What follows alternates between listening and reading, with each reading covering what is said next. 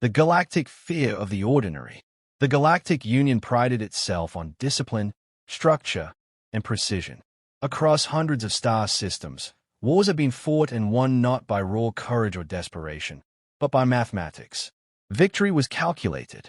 Every soldier was bred for a role, every weapon engineered to perform in exact parameters, every engagement designed to eliminate chaos. In the eyes of the Council, unpredictability was weakness, and weakness had no place in civilized war. When humans arrived on the galactic stage, no one took them seriously. Their ships were clumsy by galactic standards, their fleets disorganized, and their colonies often underdefended. The Union's analysts assured its leaders that Earth species would crumble after a single decisive strike. The First War shattered that illusion. It began on a frontier mining world, barren, unremarkable, a place the Council scarcely remembered until its ores became strategically vital. A Union battle group descended, expecting to sweep aside the human defense. What they found instead were farmers and laborers, wearing outdated armor and carrying weapons barely worthy of the name. But the battle did not end quickly. Human militia held the line for weeks. The Galactics could not comprehend it. These were not elite troops, not genetically engineered super soldiers, not even professional armies. They were miners who dug trenches through rock with the same determination they once used for war. They were hunters who laid traps and snares as though the enemy were nothing more than game in the woods. They were dock workers who turned welding torches into weapons and armored loaders into makeshift war machines. Losses mounted. For every human who fell, another stepped forward, eyes blazing with the same stubborn fire. They fought through wounds that would have incapacitated any other species. They continued when their weapons jammed, when their rations ran out, when their positions were overrun.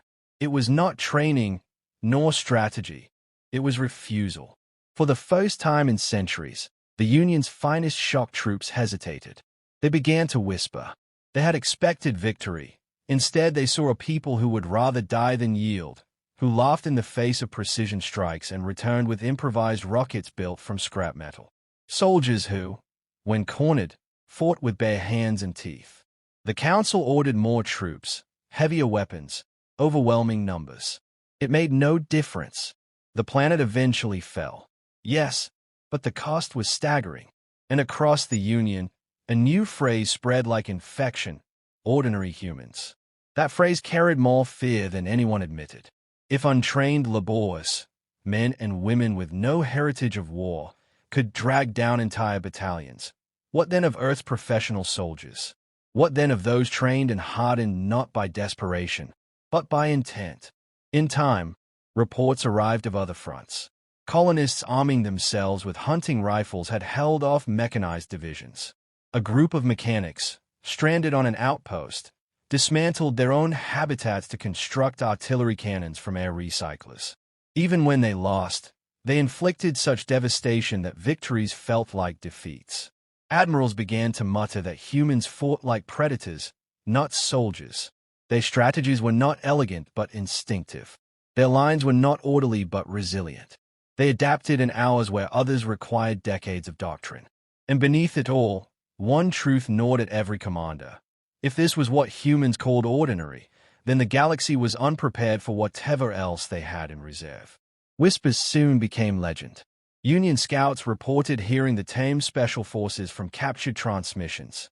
They did not know what it meant, only that ordinary humans spoke the words with reverence and fear in equal measure.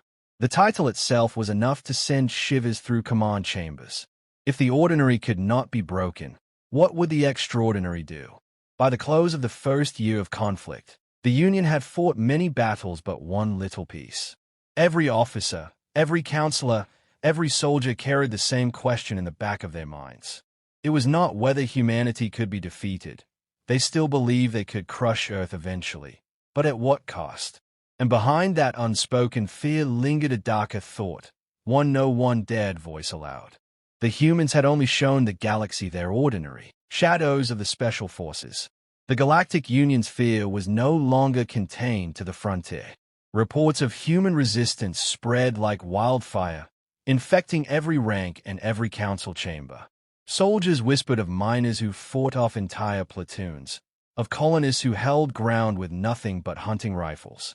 For every defeat humanity suffered, the Galactics paid for it tenfold. Yet one phrase unnerved them most: special forces. No one in the Union knew exactly what the term meant. Intelligence divisions combed through intercepted communications, but the fragments made little sense. The words carried weight in human speech, as though even their ordinary warriors held these mysterious forces in awe. Analysts speculated endlessly. Were they engineered super soldiers, biologically enhanced assassins, or something darker? Predators bred only for killing? The Union dispatched spies to Earth, but information was scarce. Humans guarded these soldiers carefully, and what little slipped through painted a picture that unsettled even hardened strategists. The first revelation was training. Unlike the Union, which bred warriors for obedience and efficiency, humanity took volunteers, men and women who chose hardship. Candidates were not selected for perfect genetics or technical precision, but for willpower. They were broken down in body and mind, pushed into environments designed to crush them, left with nothing but the choice to give up or to endure. Most failed. A rare few emerged, hardened not only by strength but by refusal to break. Union generals could not comprehend the logic. Why waste resources tormenting one's own recruits? Why allow so many to fail? But those who survived emerged unpredictable, adaptive, and unshakable. They had stared at limits and walked beyond them. Second came their methods. While the Union prized order, special forces thrived on chaos. They trained in swamps where machinery clogged with mud, in deserts where water ran out, in frozen wastes where technology froze solid. They learned to move without detection, to strike from silence, to vanish before the enemy understood what had happened. Where galactic doctrine relied on overwhelming force, humans favored invisibility and precision. To the Union, this was not war, it was predation. One captured human prisoner, under interrogation, described it simply: ordinary soldiers hold the line. Special forces slipped past it. The alien interrogators recoiled. Holding the line had already proven disastrous. What horrors could those who slipped behind it unleash? Back on Earth, the reality was both harsher and simpler. The candidates were not legends in their own minds. They were exhausted, bruised, scarred. They crawled through mud until their skin bled, swam through freezing seas with lungs burning, and marched on broken feet. Instructors pushed them past exhaustion with a singular mantra: adapt, improvise, overcome. When food was scarce, they learned to eat what nature provided. When weapons jammed, they fashioned new tools. When cut off, they fought alone until reunited with their unit. Pain was constant, sleep rare, and comfort non-existent. The weak washed out, the strong grew stronger. And those who remained did not think of themselves as elite. They simply believed they had survived what others could not. The Union, however, built myths around them. Entire fleets were paralyzed by the thought of facing these humans.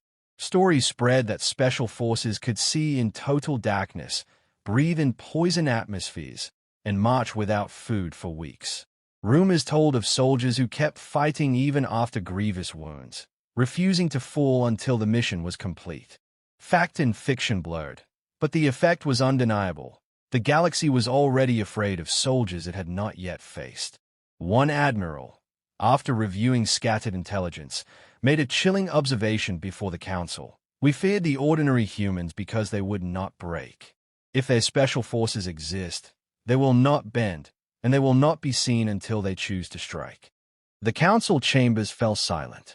For a species that had built its empire on predictability, the idea of an enemy born of unpredictability was intolerable. And then came the final confirmation. A battle report from the Rimward sector described a failed assault on a human colony. The attackers expected resistance from militias, yet what they encountered was something else entirely. Their sensors recorded nothing unusual, no energy signatures or troop formations. But command posts began disappearing one by one. Supply depots erupted in flames. Communications were severed. Leaders were found dead, precision shots placed where no enemy was visible. No survivors ever saw the attackers. The only evidence left behind was a single word scrawled in human script across the ruins of a command center: Special Forces. Deployment. The ghosts of war. The fortress world of Kerithus was considered impenetrable. Its skies were shielded by orbital defense rings, its surface dotted with fortifications carved into mountains, and its garrisons composed of elite Union shock troops. To the Galactic Union, Kerithus was the perfect example of order and superiority, a bastion no enemy could breach. Until the humans came. The initial assault had stalled. Ordinary human soldiers, farmers turned infantry, miners wielding rifles, had already blooded the Union badly. They had held the foothills longer than any projection, forcing the Union to reinforce again and again. But Kerithus still stood, and the Union commander believed that time would wear humanity down. Then the whispers began. Earth had deployed its special forces. No sensor detected them. No troop landers were tracked entering the atmosphere. Yet within days, something was wrong. The first strike was subtle. A communications hub went dark. No explosions, no alarms, just silence. Patrols sent to investigate never returned. Union officers dismissed it as equipment failure, until the same thing happened to two more hubs. With their lines severed, coordination between garrisons collapsed into chaos. The next strike was brutal. A fuel depot ignited in the dead of night, its flames lighting the horizon for miles. Surveillance drones replayed the moment. One shadow moving across the perimeter, then nothing, until fire consumed the entire stockpile. No intruder was ever identified. Panic set in. Soldiers patrolled with weapons drawn, their eyes searching every shadow. But shadows were all they found. The special forces moved like wraiths. They struck silently, disabling power grids, crippling supply routes, and cutting command chains apart. Where the Union relied on technology to see, humans used darkness as their ally. Where the Union needed numbers, humans required only a handful of operators. They didn't storm fortresses. They dismantled them, piece by piece, from the inside out. The most feared moment came when the planetary governor, a decorated Union strategist, was found dead in his fortified command center. His guards had been alert, sensors active, defenses led. Yet his body lay in his chair, a single bullet through the chest. No alarm had sounded. No breach had been recorded. On the wall behind him, written in his own blood, was the human phrase, adapt, improvise, overcome. By then, the garrison was unraveling. Officers refused to leave their bunkers. Patrols refused to move into the forests or mountains, convinced that unseen eyes were watching them. Some soldiers swore they heard human voices whispering in the dark. Others claimed their comrades vanished in the night without a sound. It was not only the physical damage that destroyed Kerithus, it was fear. Every soldier knew ordinary humans were dangerous enough. But these were not ordinary. These were something else. They were predators. The Union commander tried to rally his forces, deploying drones and strike craft to sweep the terrain. For 2 days, nothing happened. Relief almost settled in, until the command bunkers began detonating in sequence, each one struck with precise charges planted days before. The realization hit too late. The humans had been inside their defenses from the very beginning. When the final orbital defense station went dark, the Union fleet in orbit realized the planet was lost. Retreat was their only option. They had not been defeated in open battle. They had been dismantled, humiliated, and terrorized into flight. The reports that reached the council were fragmented, filled with contradictions. Some claimed hundreds of humans had infiltrated Kerithus. Others swore it was fewer than a dozen. A few officers insisted they had seen nothing at all, only to find their positions collapsing around them. But one truth cut through every account. The special forces had come and gone like ghosts, and nothing the Union had prepared mattered. For the Galactic Union, the lesson was unbearable. Their fortresses, their calculations, their technology, all rendered useless against a handful of humans who refused to fight by the rules. If ordinary humans were terrifying, then the special forces were nightmares given flesh. In the silence after the battle, one phrase circulated among survivors, whispered with trembling certainty. You don't see them. You only see what's left when they are gone. Legends across the stars. The fall of Carithys spread through the Galactic Union like a sickness. Not a single fleet had been defeated in open battle. Not a single decisive clash of armies had occurred. Yet an entire fortress world, armored, defended, and supplied beyond reason, had been reduced to silence by a handful of humans the galaxy had not even seen. The Council convened in emergency session. Its chamber, a cathedral of logic and order, trembled with unease. Reports were presented in fragments. Supply lines destroyed without detection. Commanders assassinated in their bunkers. Entire divisions routed by unseen forces. The testimonies of survivors were erratic, feverish, tainted by fear. Some swore the special forces were more machine than flesh. Others insisted they could dissolve into shadows. Still others refused to speak at all. One elder counselor finally asked the question aloud. If this is what they call special, what chance do we have against them? No one answered. Across the Union, panic began to bloom. Civilian news nets ran stories of humans who hunted soldiers like prey. Colonists whispered rumors that Earth had bred monsters and given them the face of man. Some said the special forces could walk through walls, others that they fought even after death. Fear grew faster than facts, and soon the myth became stronger than the truth. Union officers tried to reassert order, dismissing the rumors as exaggeration. But their own soldiers would not listen. Patrols refused to march into dark terrain. Crews hesitated at the sight of abandoned outposts. Entire units surrendered at the first sign of disruption, terrified that the shadows had human killers waiting to strike. On the edges of space, the name Special Forces was no longer spoken. It was whispered, like a curse. Meanwhile, on Earth, reality was far different. The operators who had broken Carithys sat in silence, their armor stacked in a corner, their hands wrapped around tin mugs of bitter coffee. They were not legends to themselves. They were men and women scarred by exhaustion, remembering the faces of comrades who hadn't returned. Some laughed quietly to keep from falling into silence too deep. Others stared at the floor, haunted by what they had done. To them, Carithys was not a story of glory. It was a mission. Orders followed. Objectives achieved. And now it was over. Tomorrow there would be another. But beyond Earth, the galaxy trembled. Alien civilians watched human merchants walk through their spaceports with wary eyes. Even dockworkers, ordinary humans by every definition, carried with them an aura that froze conversation. If the ordinary could bring armies to ruin, what could the extraordinary do? Who could stand against them? A galactic historian put it into words in a record later sealed by the Council. We have seen only the edges of what humanity can become. We feared their ordinary, and that fear was justified. Now we fear their extraordinary, and that fear may never end. For no fortress can endure against those who fight without rules, and no empire can stand against those who refuse to surrender. In the years that followed, the legend grew larger than the war itself. Children of alien species shivered at tales of special forces striking in the night. Military academies studied the human campaigns, yet no formula could predict them. Fleets prepared against invasions, but no one could prepare against shadows. And humanity remained silent. They did not boast, they did not explain, they did not correct the myths. They simply moved forward, carrying both the weight of their survival and the terror of their enemies.